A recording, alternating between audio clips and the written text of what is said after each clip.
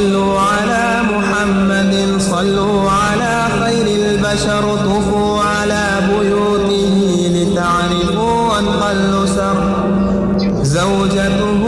11 في مرغوم واشتهر خديجة فسودة وحفصة بنت عمر عائشة ورملة ميمونة صفية